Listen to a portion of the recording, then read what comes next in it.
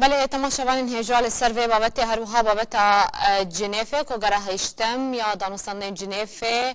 بشه یکم جه بداوی بو لسروان هر دو بابتان ها سروکیانه کسی و اندامشان دا دانستان کار یا اپوزیسیون سوریه بریز ابراهیم برو بری اسکای بیج آلمانیا الگلمنه بریز دماتا باش به دست بکه ده اگر ام جنیفه دست بکن بشه یکم جگره هشتم بداوی بو دوی دبشه یکم جوی گریده چه تشت بالکش هبو سبارتی کردان سپاس بلکی گله گره جنیفه چه بون ما بخوشی بلکی بحور ند کرد که دوی گره حشتاده ولو زودترین وقت لسر روشا کردی به آخافتن و دیاره گو کنگره ریاده گاوه کی بر پیش ده آوید و لسر وی بنگهیجی ام هاتن جنیفه حشتا جبو پرساوه چه جبو کرده هات آخافتن کاغذا قدی مستورا برینها دابو شاندا اپوزیسیونی جی دابو رژیم جی یا گوش 12 خالا بو برنگکی نه هات پیشکش کرن دوینا ده یک جخالا او بیاننامه قد هندره کنگرا ریاده در کتبو یا گو خالات دبیجه سوریا دولتك پرنتویه او نتوی عرب و کرد و ترکمان و سریان دوی مافیوانی دستوری دوی مافیوانی نتوی د دستور ده به پاراستن و مافی ملت کرد جی ده هندره وی ده وک مافکی نشتمانی به پاراستن اف یکسر در باسی دیکومنت جنیفه بوند و گریده تاوی روژا پشتی وینا نونره ناف دولتی دیمستورا کاغذا اپوزیسیون الوان و گراند و گوت و از کاغتک نه ددم و تشتی هفبش دنابرا و رژیم ده مخسته ده جاردش 12 خالایی ما بالا خدای قد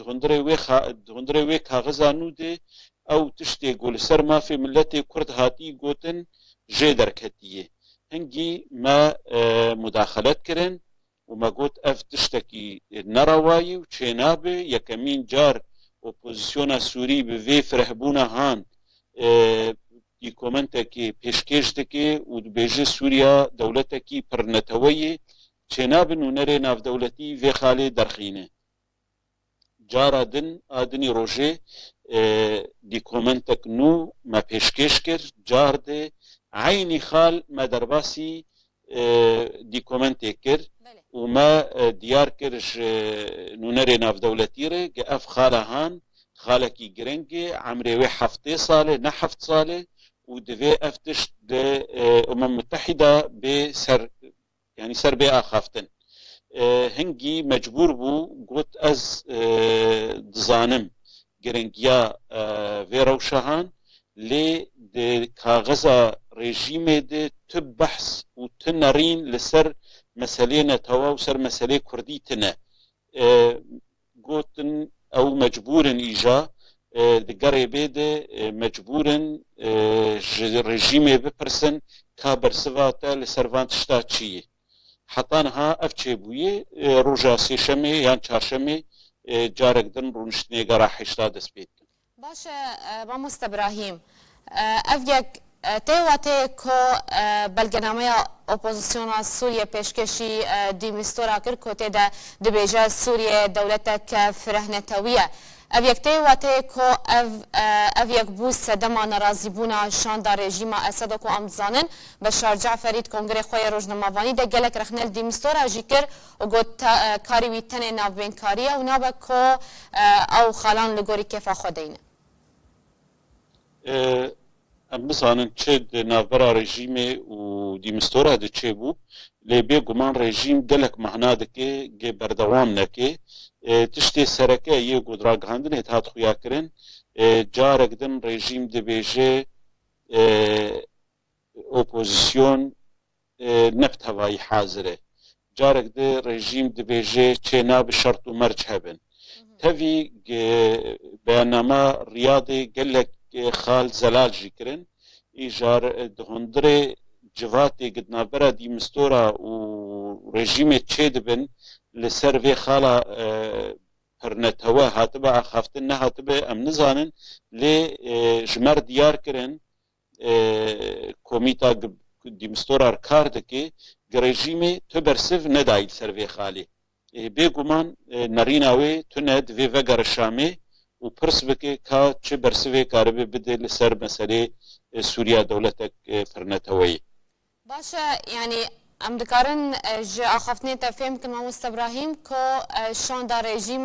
خوانک شاندیه جه دانستاندن جنیفه تنی چویه بهم ودانه؟ نزلاله او رنگ کی گوتنه گوتن جراغ خاندنه ره یوک شاندنه بون بخوا لی گوتنا داوی نگوتن جبر روسیا سوز دایی اوی ضغطك الرژیم بکه گخواج دانستاندنه ونکشین باشه دیمیستورات کنگره خویا روزنامه‌وانی دا گوت که گفتگو دگره هشتان یا دانستاندن جنیفه ده لسر مجار سروکاتیا سوریه نایه کرن او یک دناوا شانده اپوزیسیون ده چاوه هات خواندن یا جی چاوه هات پجراندن و قبول کرن راست افتشت نهاتی آخافتن و شانده اپوزیسیونر نهاتی گوتن انه اف خالهان بيقوتن يا نايقوتن تشتي قد قرا حشتاده برسوي هر دوازده خاله دي مستوراني يادن بري چار سلات هبون يا دستوري ويا انتخاباتا ويا مرحلة انتقالي ويا ارهابي افانا ولسرفان بين اخافتن بيقومان اپوزيسيون اريكريه وك لستا كار هبه دوان هر دو هفتیه بده و ته پروبلم جم اپوزیسیون تنه گلگوری خاله کار آوه گره ما مستبراهیم دستفک آخفتنا خوده تا آمجا باید که کر که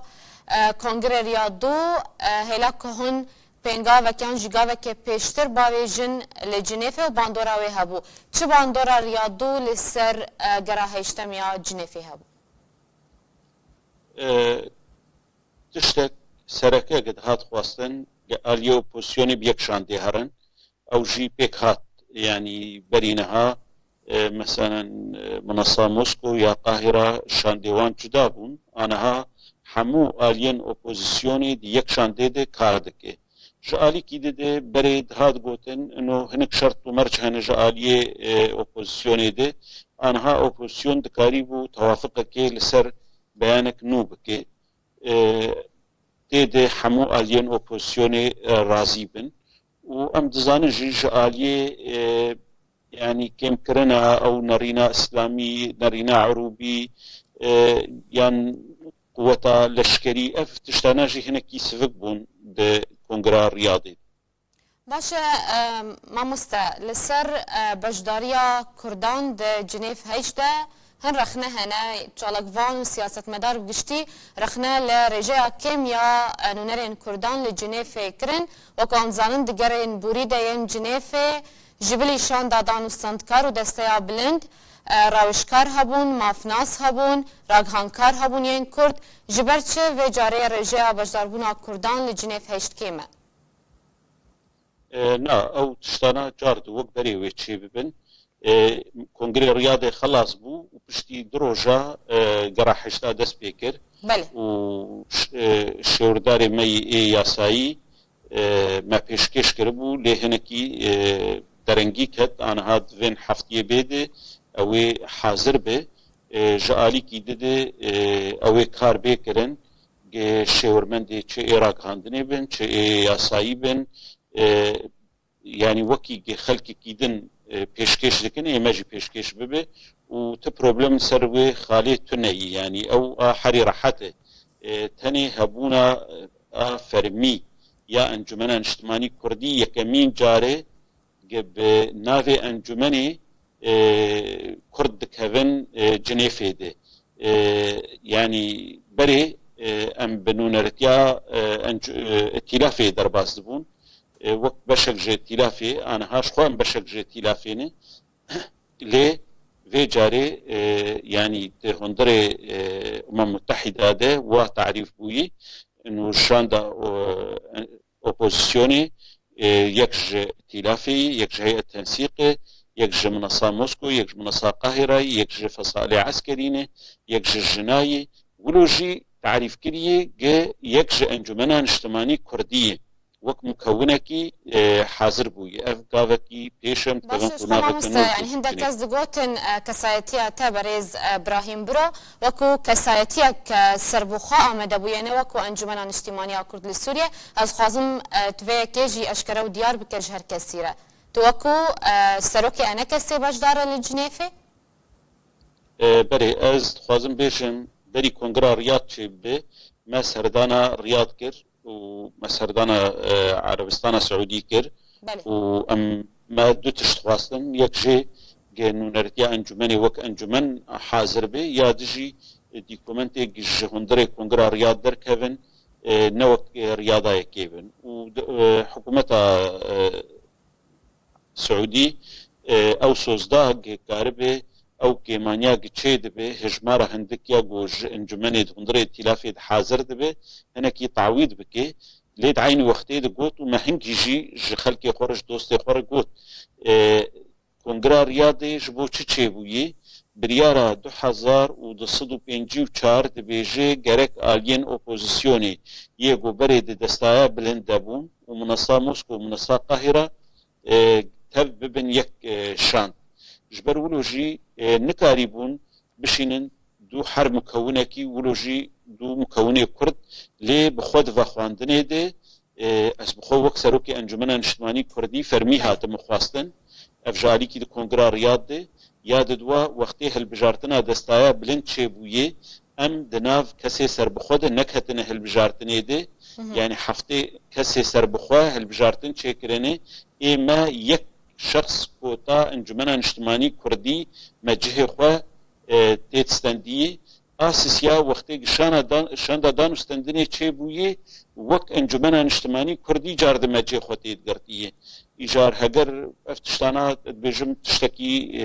دیاره که وقتی سه گناهاده اموک انجمن حاضر دبن تناس کرن که یعنی انجمن وک شخصیا کردی حاضر